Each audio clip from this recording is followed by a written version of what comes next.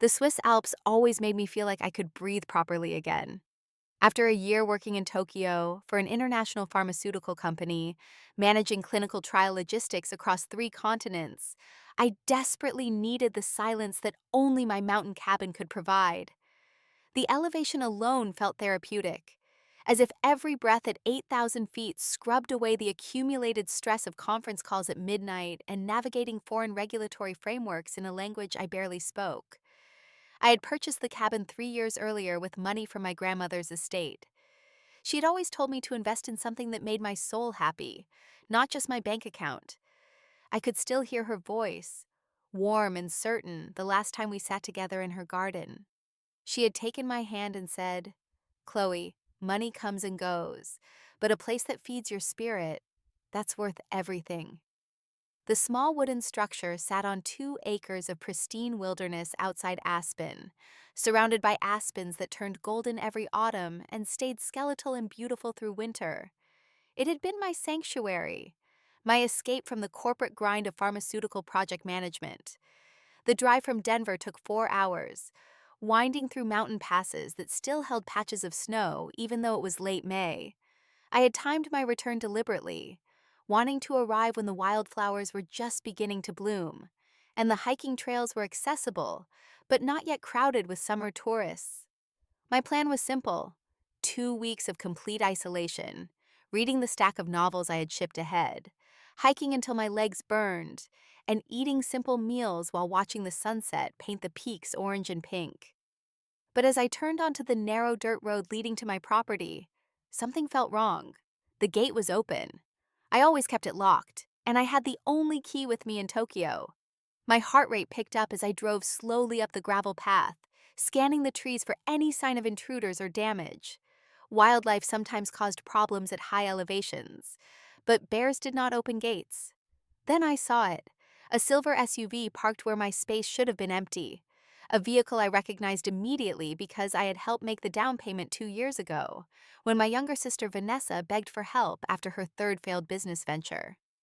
My stomach dropped as I pulled up beside it, my rental car suddenly feeling too small and inadequate next to her gleaming vehicle. I sat in the driver's seat for a long moment, trying to process what I was seeing. Vanessa lived in Boulder in a condo I also knew about because she frequently complained about the rent. She had no reason to be here, no permission to be here. I had not spoken to her in nearly 4 months, not since our last phone call ended with her asking for money again, and me finally setting a boundary by saying no. That conversation had been harder than I expected. She had cried, accused me of abandoning her, told me I was the only person who understood her struggles. But I had held firm, my voice shaking as I said, "Vanessa, I can't keep doing this. You need to find another way." The cabin looked different as I approached. The flower boxes under the windows held fresh plants, bright geraniums that I had not planted. The welcome mat was new, a cheerful pattern that clashed with the rustic aesthetic I had carefully maintained. My hand shook slightly as I pulled out my key, but before I could insert it into the lock, the door swung open. Vanessa stood there wearing yoga pants and an oversized sweater, holding a coffee mug that I recognized as part of the set I kept in the cabin. Her blonde hair was pulled into a messy bun, and she smiled at me as if this was completely normal, as if she had every right to be standing in my doorway. "Chloe, oh my God, you're back early. I thought you weren't coming until June." She stepped aside, gesturing for me to enter my own property. Come in, you must be exhausted from the drive." I walked past her, my body moving on autopilot while my brain struggled to catch up with the situation. The living room looked mostly the same, but there were subtle changes. A different throw blanket on the sofa, magazines I did not subscribe to on the coffee table, framed photos on the mantel that I had never placed there, including several of Vanessa with people I did not recognize. One photo showed her laughing with a group on what looked like my back deck, drinks in hand, as if she had been hosting parties in my home. "What are you doing here?" I managed to ask, setting my bag down on the floor. My voice sounded strange, too calm for what I was feeling. "Oh, well, I've been staying here for a bit. Things got complicated with the condo situation, and I remembered you were abroad. and it just seemed silly for this place to sit empty when I needed somewhere quiet to figure things out. She said it casually, as if borrowing someone's mountain retreat for months was perfectly reasonable between sisters. You don't mind, right? I've been taking really good care of it. Before I could respond, before I could even begin to articulate the violation I was feeling, she continued talking, pulling me toward the kitchen with an enthusiasm that made my skin crawl. Actually, I'm so glad you're here because I want to show you something. I did a little renovation project. The kitchen was so outdated, Chloe. I mean, those cabinets were practically from the 1980s, and the countertops were just sad, so I had it remodeled. It looks amazing now. She pushed open the kitchen door with a flourish, like a game show host revealing a prize. I stopped breathing. My kitchen was gone. The warm pine cabinets I had refinished myself, spending 3 weekends carefully stripping and restaining the wood, had been replaced with stark white modern units. I could still remember the smell of the wood stain, the ache in my shoulders from the repetitive motion, the satisfaction of seeing the grain emerge rich and beautiful under my hands. The butcher block countertops I had saved for months to afford were now cold gray quartz. The vintage farmhouse sink I had found at an estate sale was gone, replaced with a sleek undermount basin. Even the tile backsplash had been changed. The hand-painted Portuguese tiles I had brought back from a conference in Lisbon, each one carefully wrapped and transported across an ocean, were now replaced with generic white subway tiles. "Isn't this gorgeous?" Vanessa beamed, running her hand along the quartz. "It was just $55,000. Such a steal. Honestly, the contractor said it would normally cost $70,000, but he gave me a discount because I let him use photos for his portfolio." The number hit me like a physical blow. $55,000. I opened my mouth, then closed it, unable to form words.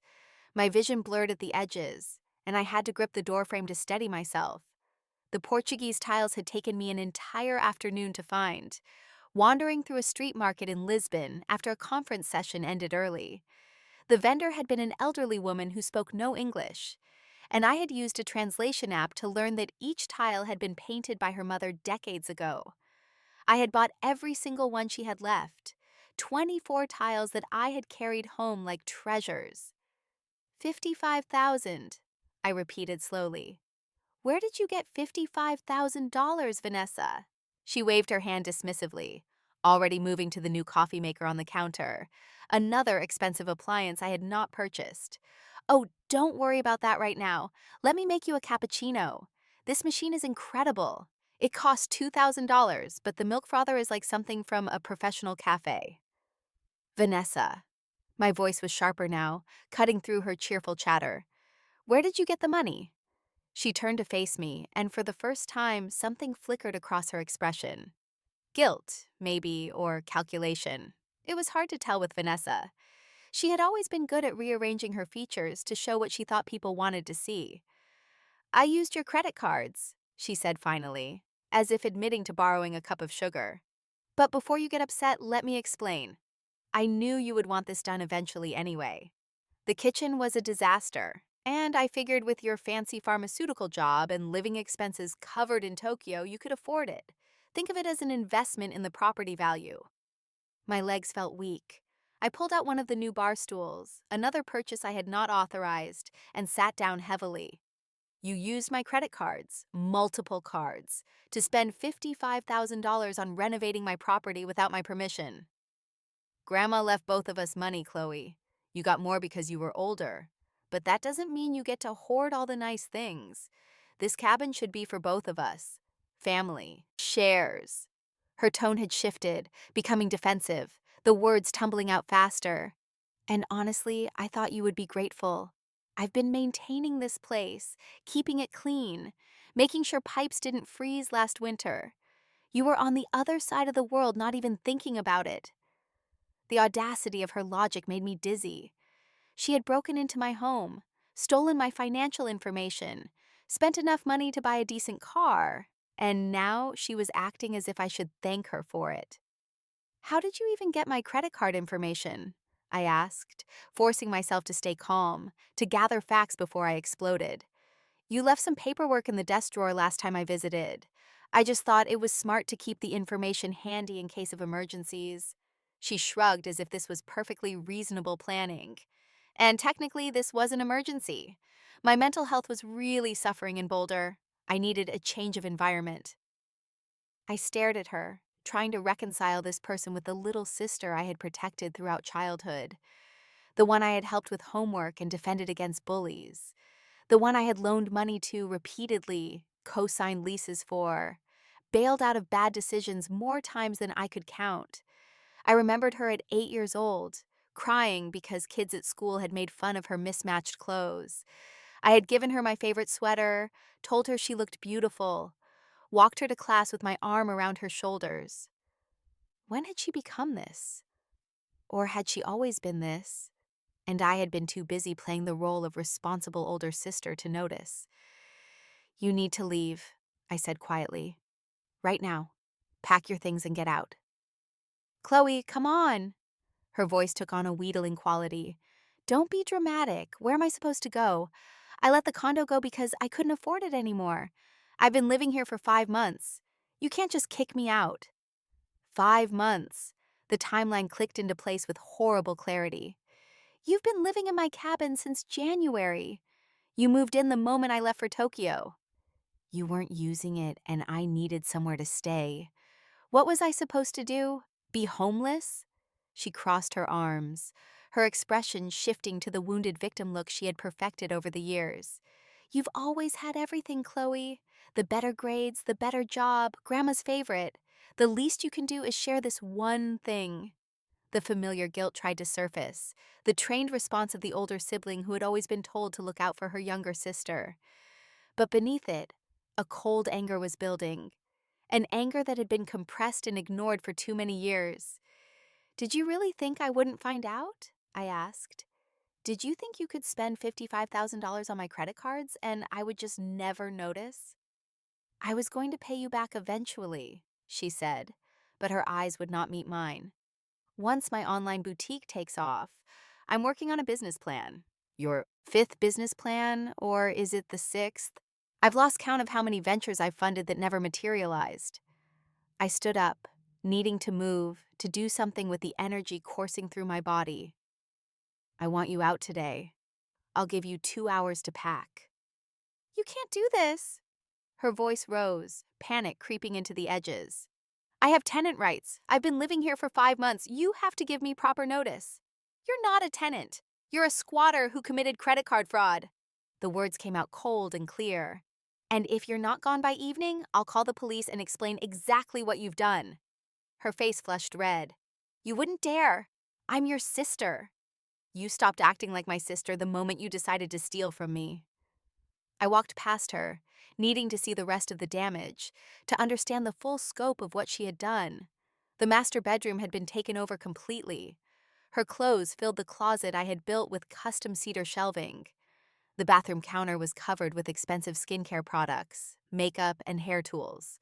The bed had new linens, a designer duvet set that probably cost more than my entire month's rent in Tokyo. I picked up one of the skincare jars, $200 for face cream. Another jar, $350. A serum, $420. My hands started shaking again. In the second bedroom, which I had used as an office, I found evidence of her supposed business venture.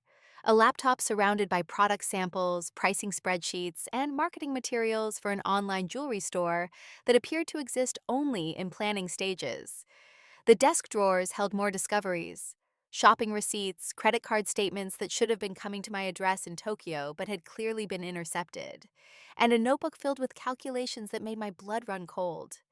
She had not just used my credit cards for the kitchen renovation.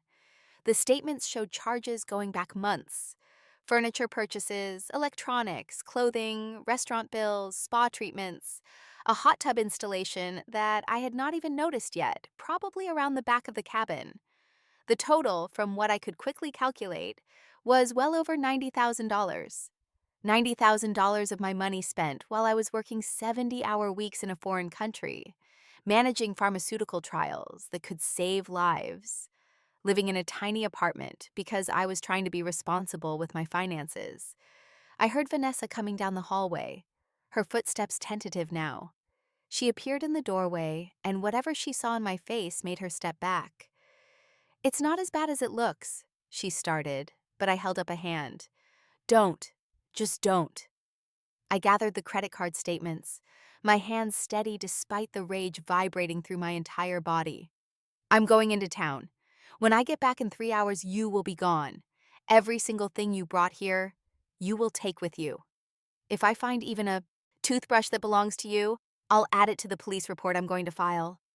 "Police report?" Her voice cracked. "Chloe, please, you're overreacting. We can work this out. I'll pay you back, I promise." "Your promises are worthless." I walked past her again, grabbing my bag from the living room. 3 hours, Vanessa, and I want the house key you made." "I don't have another key." The lie was automatic, but her eyes gave her away. "Fine, then I'll change the locks. Add it to your tab." I headed for the door, needing to get out before I said something I might regret, or before the years of trained sisterly loyalty made me weak. "Where are you going?" she called after me. "To talk to a lawyer, and then to the bank, and then to file a police report for fraud and identity theft." I turned back to look at her one last time. "You wanted to know why I always got everything? It's because I worked for it. I earned it. I didn't steal it from people who loved me." I drove down the mountain too fast, my hands gripping the steering wheel until my knuckles ached. The town of Aspen was busy with early season tourists, but I barely noticed the crowds as I found parking and walked into the first law office I could find. The receptionist, a young woman with kind eyes, took one look at my face and somehow got me an immediate consultation with a partner. Attorney Catherine Ross was a woman in her 50s, with sharp eyes and an efficient manner. She listened to my story without interrupting, taking notes on a legal pad. When I finished, she sat back and studied me for a long moment. "You have a strong case for pressing charges," she said. "Identity theft, fraud, unauthorized use of credit cards. The amount involved pushes this into felony territory." She paused, her expression serious. "But I have to ask, are you prepared for what that means? She's your sister. This won't just affect her, it will affect your entire family. There will be consequences beyond the legal system." "I don't care." The words surprised me with their vehemence. "I've spent my entire life protecting her from consequences. Look where that got me." Catherine nodded slowly. "Then here's what we need to do. First, document everything. Every charge, every unauthorized change to your property. Do you have security cameras at the cabin?" I felt a jolt of memory. "Yes, I installed them before I left for Tokyo. They're motion activated and upload to cloud storage." I'd completely forgotten about them with everything happening. "Perfect." Catherine was already typing notes into her computer. "Access those recordings immediately. We need to establish that she entered the property without permission and that she took your financial information without authorization. Then we need statements from the contractors who did the work, proof that she presented herself as the owner or as having authority to make those changes." She looked up at me. "I also recommend getting a restraining order. If she's been living there for 5 months, she may cause problems when you try to remove her. Some people become dangerous when they're cornered." We spent the next hour going over details, filing initial paperwork, and creating a timeline of events. Catherine introduced me to a colleague who specialized in financial fraud, and together they mapped out a strategy that was both thorough and ruthless. They explained the difference between civil and criminal cases, how the criminal charges would be prosecuted by the state regardless of my wishes once filed, how the civil suit would allow me to seek financial restitution. By the time I left the law office, it was late afternoon.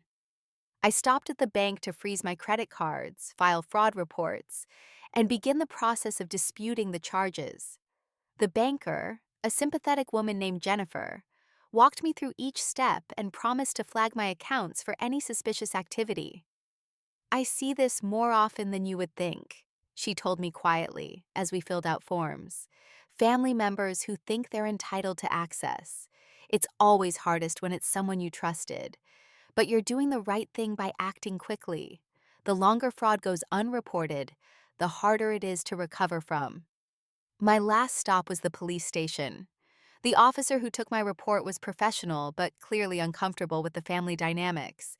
He was young, probably in his late 20s, and kept glancing at me as if trying to reconcile the well-dressed woman in front of him with the story of family betrayal I was telling.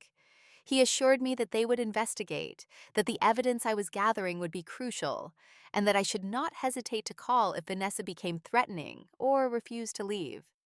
Family disputes can escalate quickly, he warned, especially when someone realizes they're facing criminal charges. Don't confront her alone if you can help it. When I finally drove back up the mountain, the sun was setting behind the peaks, painting everything in shades of orange and purple. It should have been beautiful. It should have been the peaceful homecoming I had imagined during the long flight from Tokyo. Instead, it felt like driving toward a confrontation I should have had years ago. The silver SUV was gone when I arrived. The cabin sat silent and empty, the new welcome mat somehow mocking in the fading light. I sat in my car for a long moment, gathering my courage before I finally went inside to see what damage my sister had left in her wake.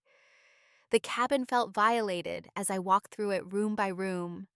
Vanessa had indeed left, but her departure had been spiteful rather than apologetic.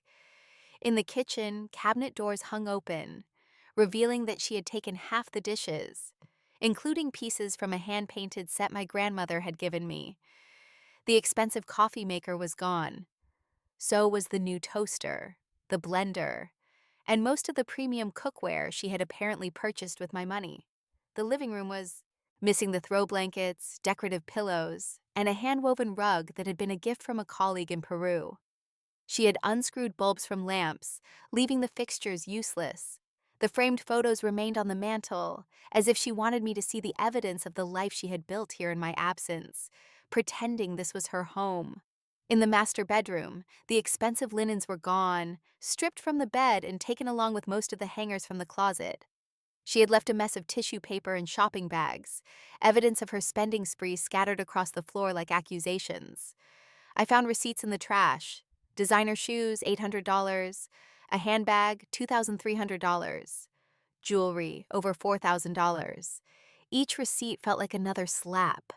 But the office was the worst. She had taken the laptop, of course, but she had also cleared out files from the desk, including personal documents I had stored there. Birth certificate, passport copies, tax returns.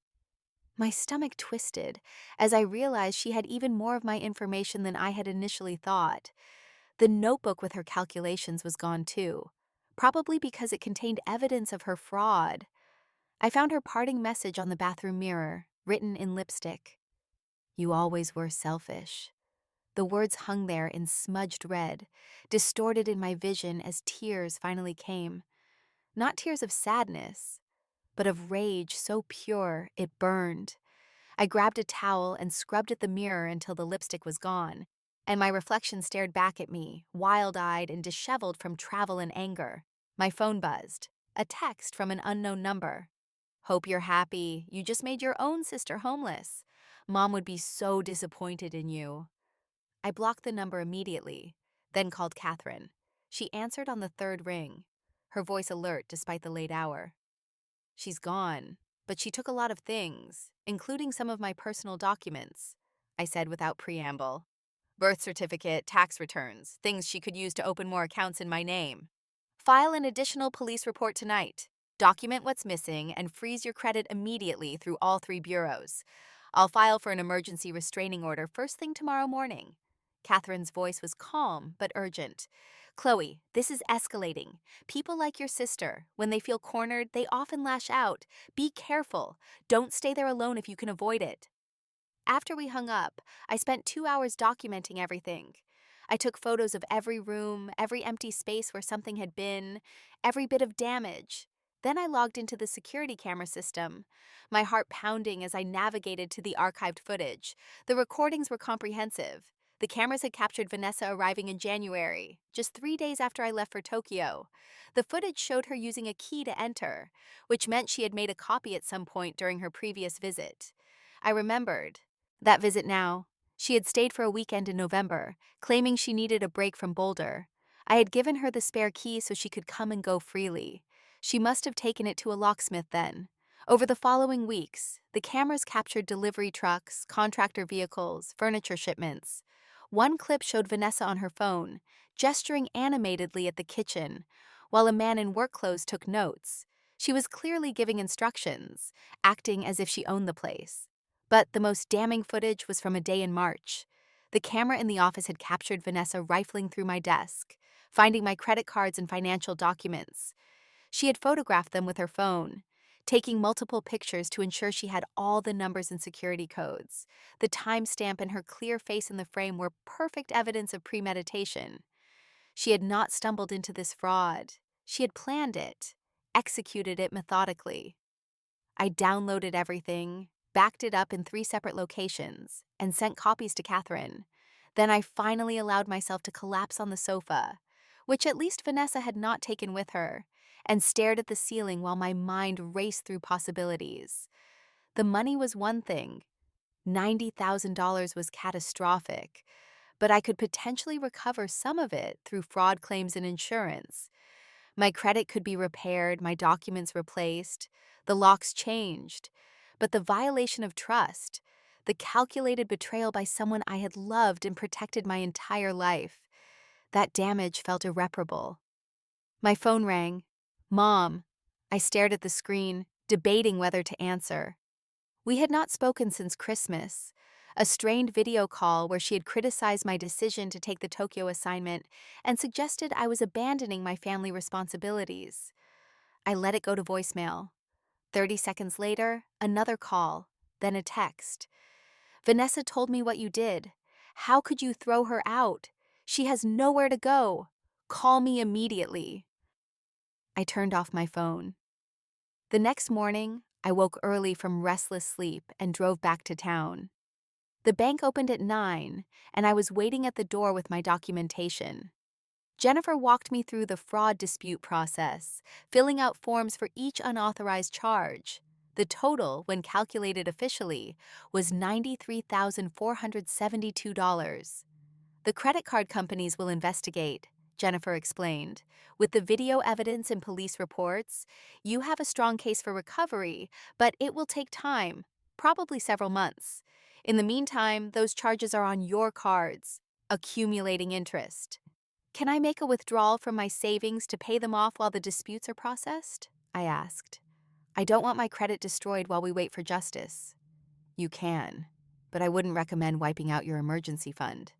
Let's see what the investigation turns up first.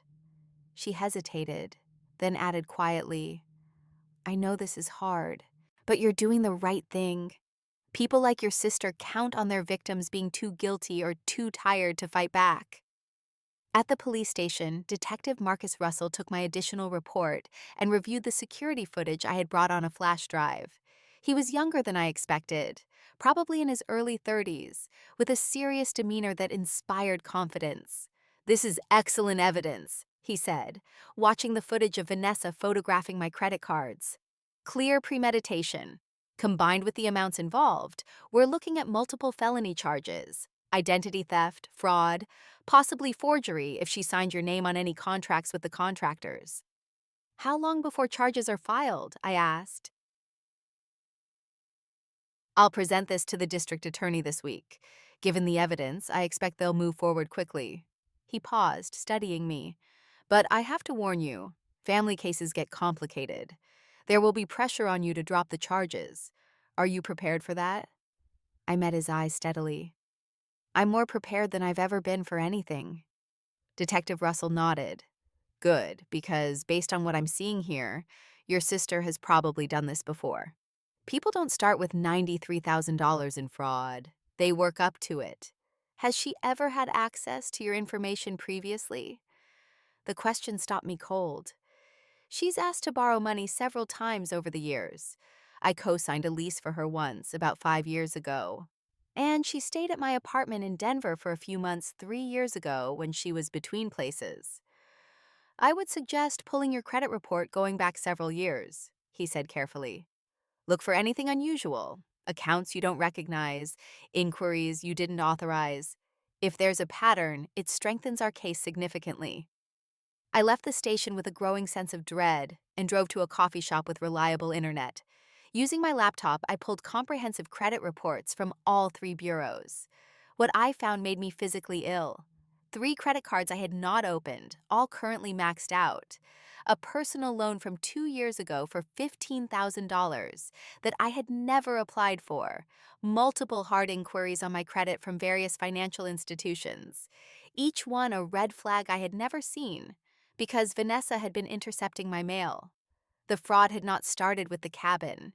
It had been going on for years, small enough that I had not noticed, spread out enough that no single incident raised alarms. The total damage, including the cabin expenses, exceeded $130,000. I called Catherine immediately. She answered with her characteristic efficiency, but I heard her sharp intake of breath when I explained what I had found. "This changes everything," she said. "This isn't a one-time lapse in judgment. This is systematic financial exploitation. I'm going to recommend we pursue this both criminally and civilly. You need to sue her for her recovery of funds, and we need to make sure the criminal charges reflect the full scope of her fraud." "She doesn't have any money," I said numbly. "That's why she kept stealing from me. What's the point of suing someone who has nothing?" "Two reasons," Catherine replied. "First, legal judgments don't expire. If she ever does come into money, you can collect. Second, it creates a paper trail that protects you.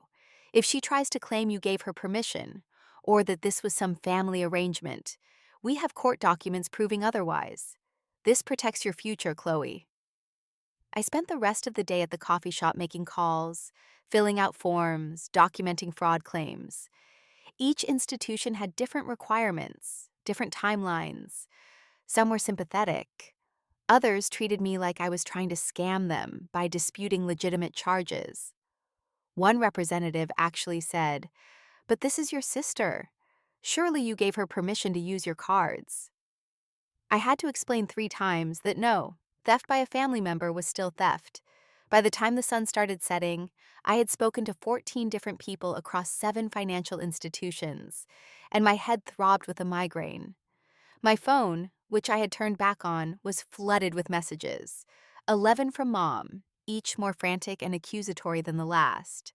5 from Vanessa, alternating between begging for forgiveness and threatening to ruin my reputation. 3 from an aunt I barely spoke to, lecturing me about family loyalty. 2 from cousins who apparently now had opinions about my relationship with Vanessa. Only one message offered support. My best friend from graduate school, Teresa, who lived in Portland, and who I had texted earlier about the situation. "This is insane. Come visit and get away from this mess, or I can come there. You shouldn't be alone right now." I texted back, "Can't leave yet, too much to handle, but thank you." Her response was immediate. "I'm serious. I can work remotely for a week. I'm booking a flight now. You need someone in your corner." I wanted to tell her not to come, that I could handle this alone the way I handled everything alone. But the truth was, I desperately needed an ally. Someone who was not going to make excuses for Vanessa or tell me I was overreacting. "Okay," I typed back. "Thank you." That evening, back at the cabin, I finally listened to Mom's voicemails. They devolved from concern to anger to manipulation over the course of the day. "Chloe, honey, please call me. Vanessa is devastated.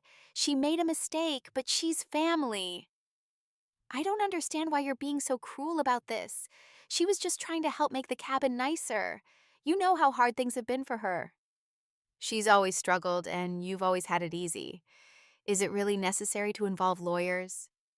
Your father would be ashamed of how you're treating your sister. Family is supposed to forgive. Fine, don't call me back, but don't come crying to me when you realize. You've destroyed your relationship with your only sibling over money." The last message was from earlier this evening, Mom's voice cold. "Vanessa told me you're trying to have her arrested. If you go through with this, don't bother coming to Thanksgiving or Christmas. I won't have someone in my home who would betray their own family like this." I saved all the voicemails, adding them to my documentation folder. Catherine had told me to keep everything, that threats and manipulative messages could be relevant if Vanessa escalated further. Then I called my grandmother's sister, Aunt Dorothy, who was 91 and living in a retirement community in Boulder. She had always been my favorite relative, sharp-minded and unsentimental in ways that the rest of the family found uncomfortable, but I found refreshing. "Chloe, darling," she answered warmly, "I heard about the situation with Vanessa. Your mother called me yesterday trying to get me to talk sense into you." "What did you tell her?" I asked wearily.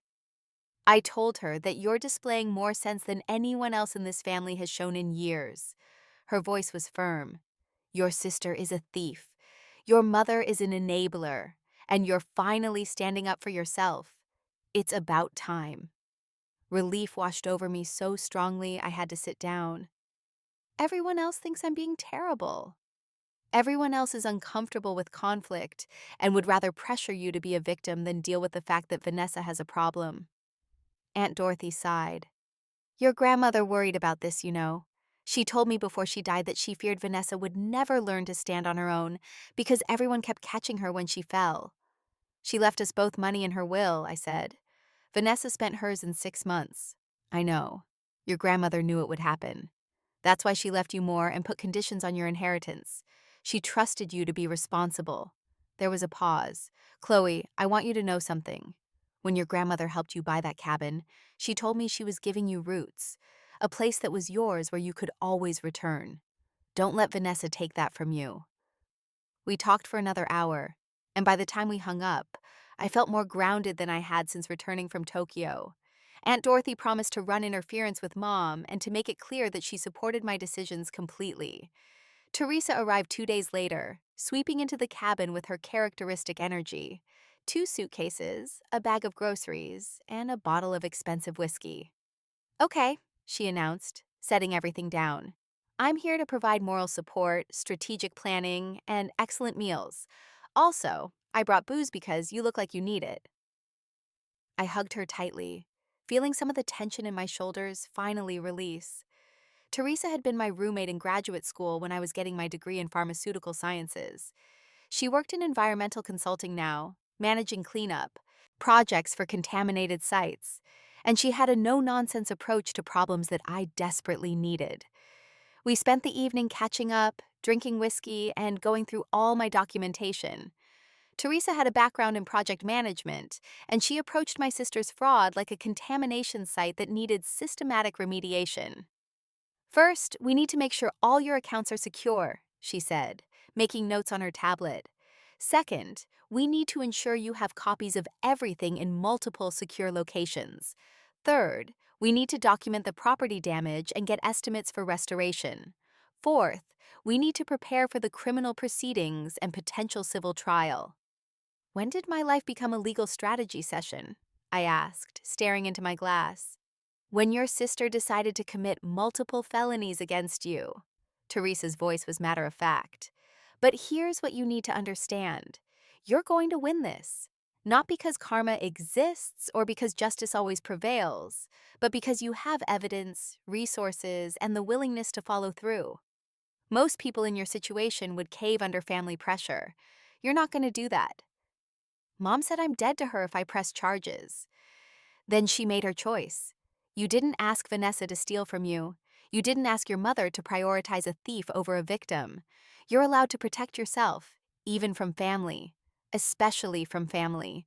Teresa poured us both another drink. "Besides, your mom will come around eventually.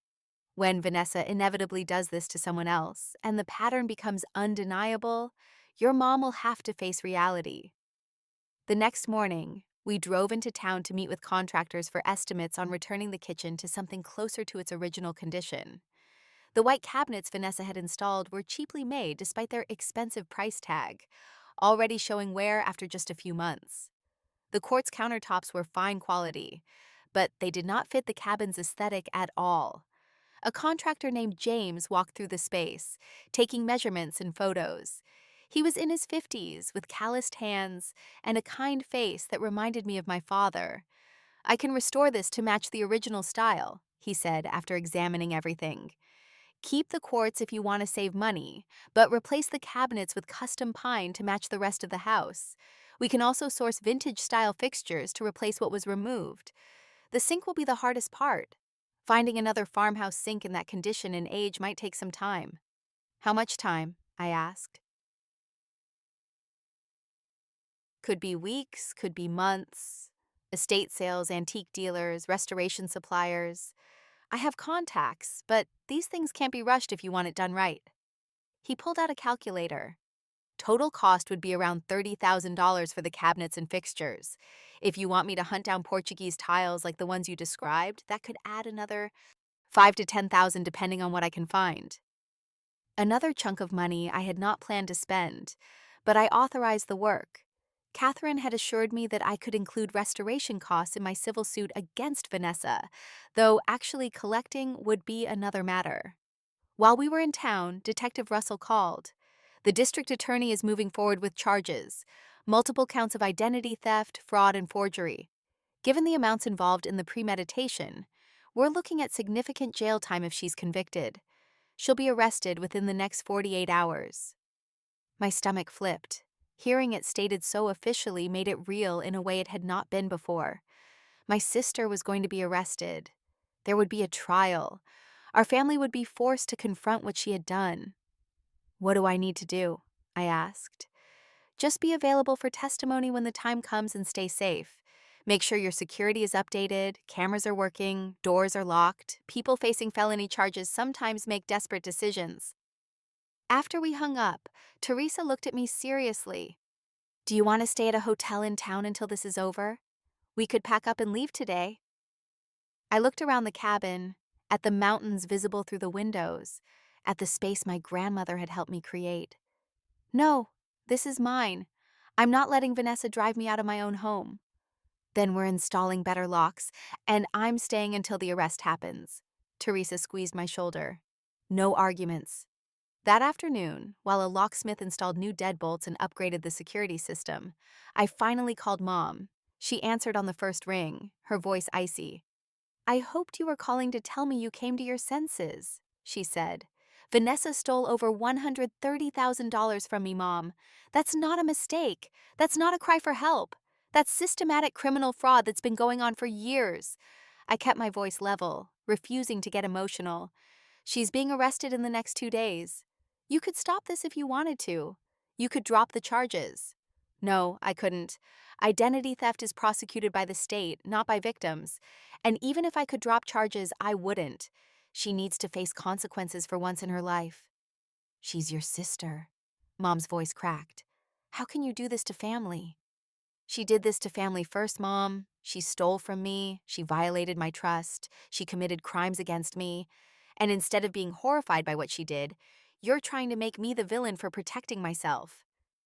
I took a breath. I love you, but if you can't support me in this, then we don't have anything more to say to each other right now. You're choosing money over your sister. I'm choosing boundaries over enabling. There's a difference. I paused. Vanessa has needed help for years, real help, professional help.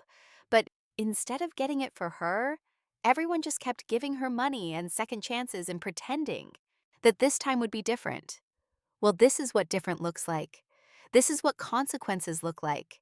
And maybe, just maybe, hitting bottom will finally force her to change. Mom was silent for a long moment. When she spoke again, her voice was quieter. I don't know how to accept that my daughter is a criminal. Then I suggest you talk to a therapist, because it's the truth whether you accept it or not. My own voice softened slightly. I'm not trying to hurt anyone, Mom. I'm trying to survive what's been done to me. If you can't understand that, I'm sorry.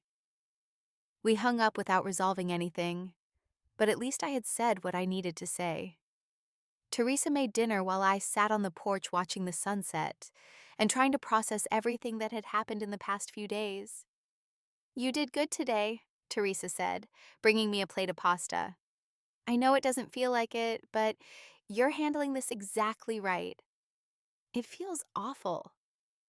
Most right things do at first. She sat beside me. But you'll get through this. And on the other side, you'll have your life back, your security back, and boundaries that actually mean something. I wanted to believe her. I wanted to believe that justice would prevail, that Vanessa would face consequences, that my family would eventually understand why I had to do this. But belief felt impossible when everything hurt this much. Vanessa was arrested on a Thursday morning. Detective Russell called to inform me at 10, his voice professional but not without sympathy. She was taken into custody at her boyfriend's apartment in Boulder. No incident. She'll be arraigned tomorrow.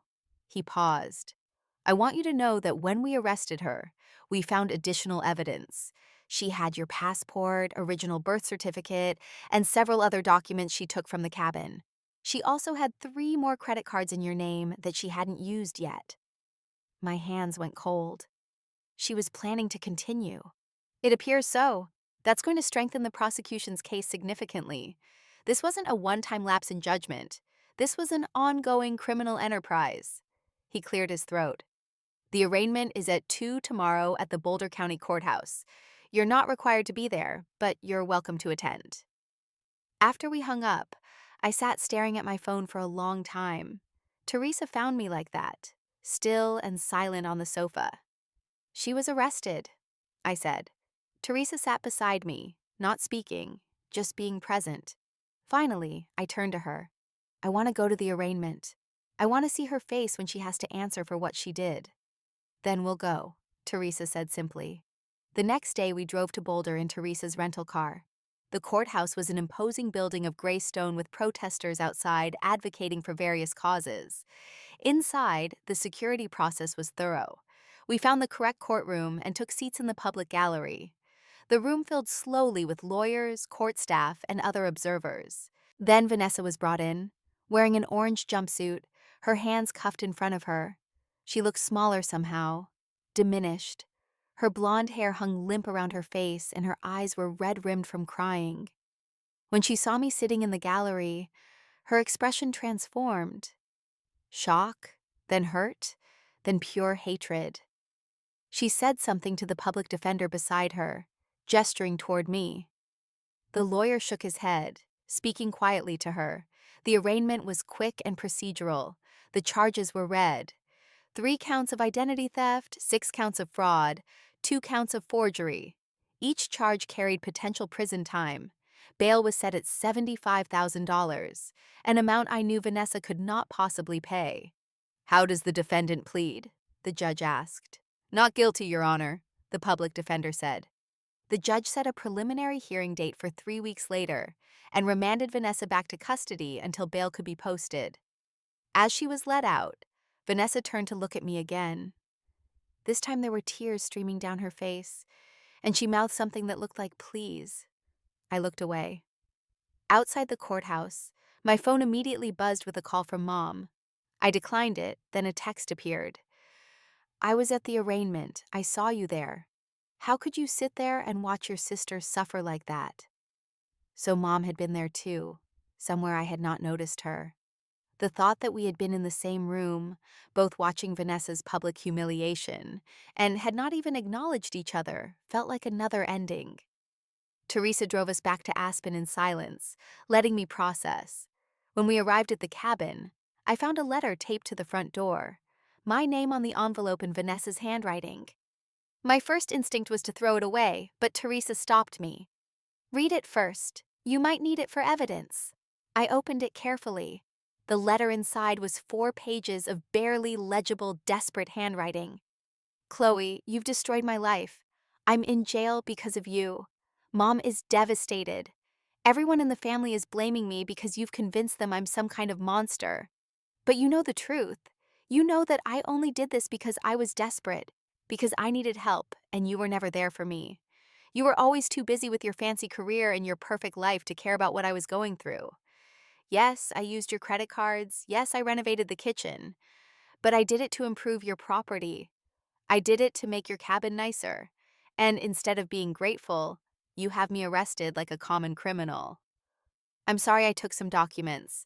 I wasn't going to do anything with them. I just wanted to feel like I had some security, some backup plan in case things got bad again.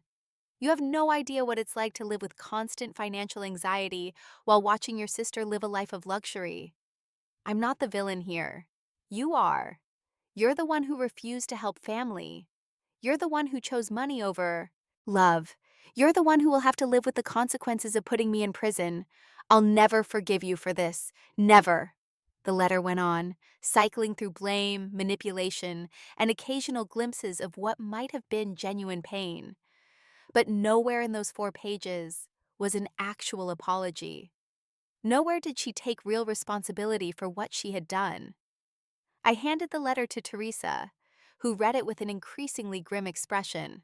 She really believes this, Teresa said finally. She genuinely thinks she's the victim here. I know. I felt tired in a way that went beyond physical exhaustion. She's always been able to rewrite reality in her own mind. Whatever she needs to believe to avoid accountability, that becomes her truth. Are you okay? Teresa asked gently. I thought about it honestly. No, but I will be. The preliminary hearing 3 weeks later revealed more evidence I had not known existed. The prosecutor, a sharp woman in her 40s named Diana Martinez, presented a devastating case. The contractors who had worked on the cabin testified that Vanessa had forged my signature on multiple contracts. She had presented herself as the owner of the property and had even shown them a fake deed she had created using my personal documents. Financial investigators testified about the systematic nature of her fraud. The 3 credit cards she had opened years earlier, the personal loan, the dozens of smaller charges that had been spread across multiple accounts, always just under the threshold that might trigger alerts. It painted a picture of someone who had been carefully, methodically stealing from me for at least 4 years. I testified about finding her in the cabin, about discovering the renovations, about the moment I realized the full scope of the betrayal. Diana walked me through each discovery, making sure the judge understood not just the financial impact, but the emotional violation. How did it feel when you realized your sister had been living in your home without permission? Diana asked. Like everything I thought I knew about my family was a lie, I answered honestly. Like I had been protecting someone who saw me as nothing more than a resource to exploit. Vanessa's public defender tried to paint her as desperate, as someone suffering from mental health issues who had made poor choices under duress. But the evidence was overwhelming. The judge ordered her held for trial, denying bail reduction. As I left the courthouse that day, I encountered Mom in the hallway. She looked older than I remembered, worn down by the stress of the past month. We stared at each other for a long moment. Are you happy now? She asked finally. Is this what you wanted? I wanted my sister not to steal from me, I replied evenly. I wanted my family to support me when I was victimized. I wanted someone to hold Vanessa accountable before it got to this point. But we don't always get what we want, do we? She's going to prison. Mom's voice broke. My daughter is going to prison. Your daughter committed felonies repeatedly for years. I kept my voice gentle but firm. I'm sorry that hurts you. I'm sorry this is happening. But Vanessa made these choices, not me. If you want to be angry with someone, be angry with her for putting all of us in this position. Mom shook her head, tears streaming down her face. I don't know you anymore. Maybe you never did, I said quietly. Maybe you only knew the version of me who would let herself be hurt to keep the peace. I walked away, Teresa beside me, and did not look back. The trial was set for 8 weeks later. In the meantime, my fraud disputes were being resolved. The credit card companies, faced with video evidence and criminal charges, were reversing most of the charges. The personal loan was being cleared from my credit report. My credit score, which had been devastated by Vanessa's actions, was slowly recovering. Catherine filed the civil suit against Vanessa, seeking full restitution plus damages. She'll never be able to pay this, Catherine warned me. Even if she works for the rest of her life, she'll probably never have this kind of money.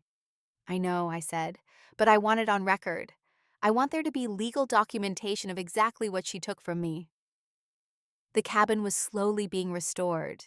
James and his crew had removed the white cabinets and were building custom pine replacements that matched the original style. The kitchen was starting to look like mine again, like the space my grandmother and I had envisioned. Teresa had to return to Portland for work, but she called every other day to check on me. Aunt Dorothy visited twice, bringing homemade soup and fierce moral support. A few cousins reached out quietly, admitting they believed me and were appalled by what Vanessa had done. But the majority of my family sided with Mom and Vanessa. I was uninvited from a cousin's wedding. My uncle sent a long email about forgiveness and family loyalty that conveniently ignored what had been done to me.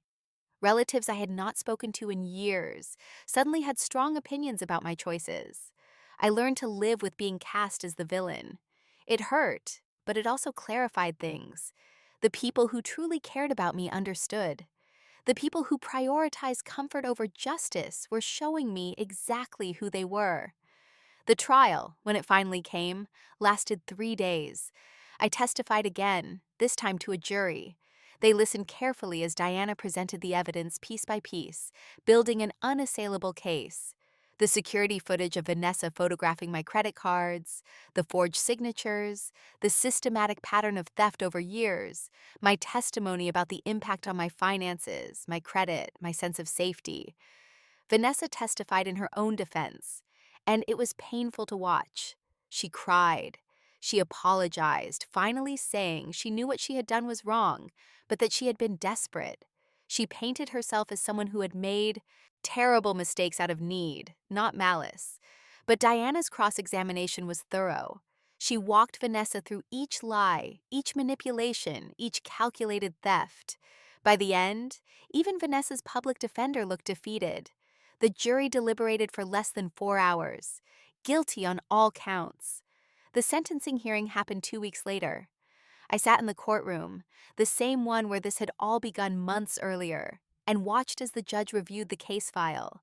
Vanessa stood at the defense table, her orange jumpsuit replaced with ill-fitting civilian clothes her lawyer had provided. She looked thinner, her face gaunt and pale under the fluorescent lights. Diana presented a sentencing recommendation: 8 years in state prison, followed by probation and mandatory restitution. The defense argued for leniency, citing Vanessa's lack of prior criminal history, her supposed mental health issues, and her family obligations. The judge asked if I wanted to make a victim impact statement. I stood, my legs steady despite the adrenaline coursing through my system, and faced my sister directly. Vanessa and I grew up together, I began.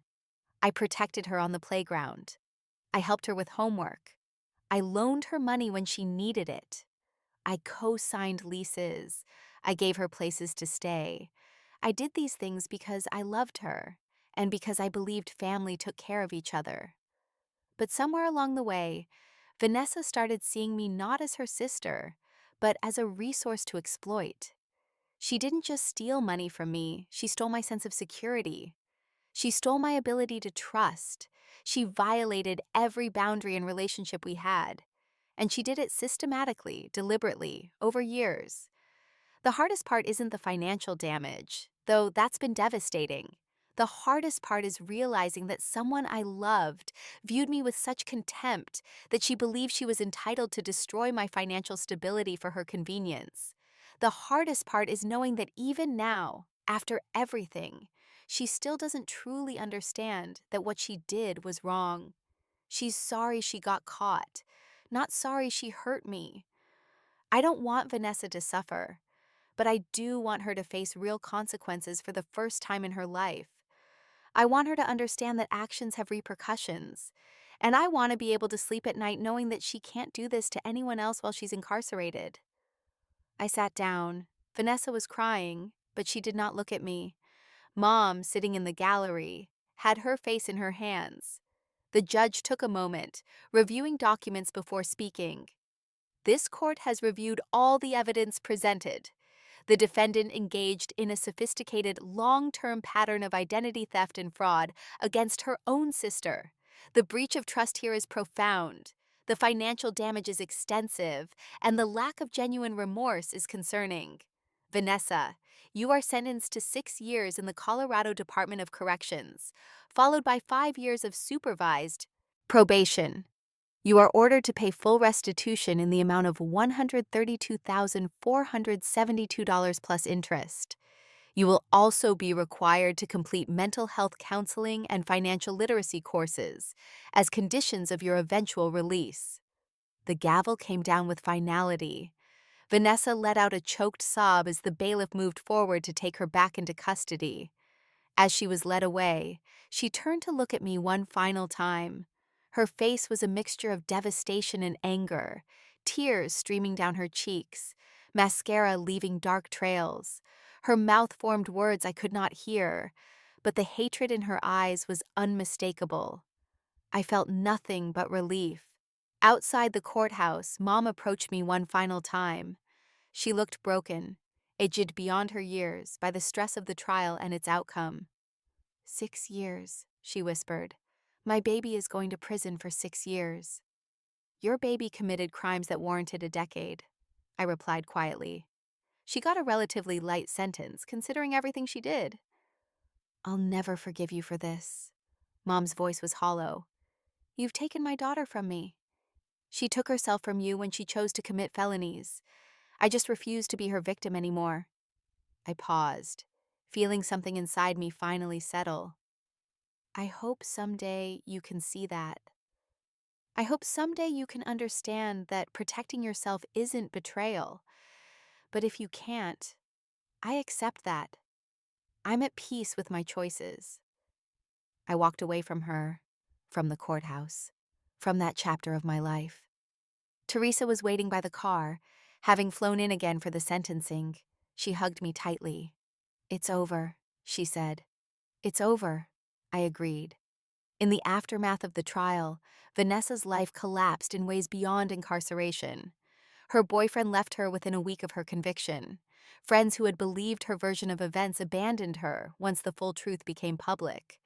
She lost the small online following she had built for her supposed jewelry business when bloggers covered the story of her fraud conviction. The narrative she had constructed of being a struggling entrepreneur, victimized by a cruel sister, crumbled under the weight of court documents and video evidence. In prison, she faced the daily reality of her choices with no one to manipulate, no credit cards to steal, no family money to access. She was, for the first time in her adult life, forced to survive on her own merit. And by all accounts, she struggled profoundly. As for me, I returned to my cabin in the mountains, restored now to something close to what it had been before Vanessa's violation. James had found a farmhouse sink almost identical to my original one at an estate sale in New Mexico. The Portuguese tiles took longer, but through a connection of a connection, he located a small cache of vintage tiles from the same region, painted in a similar style. They were not exactly the same, but they honored the spirit of what had been lost. I sat on the porch in the evening, watching the sunset paint the peaks in shades of gold and crimson, and felt something I had not experienced in months: peace. My grandmother had been right about roots, about having a place that was mine alone. I had fought to keep it, paid a high price in family relationships and emotional turmoil. But in the end, I had won. Not because I wanted revenge, but because I had finally learned that protecting myself was not selfishness. It was survival. The aspens would turn golden again in autumn. The snow would come and blanket everything in white silence. And I would be here, in the sanctuary my grandmother helped me create, breathing properly again at 8,000 feet, finally free.